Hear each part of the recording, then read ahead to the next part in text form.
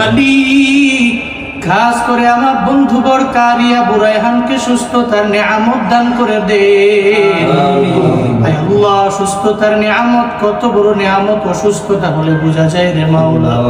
আয় আল্লাহ, অসুস্থতার নিয়ামত আপনি দিয়েছেন, আবার সুস্থতার নিয়ামত আপনি দিতে পারেন রে আল্লাহ।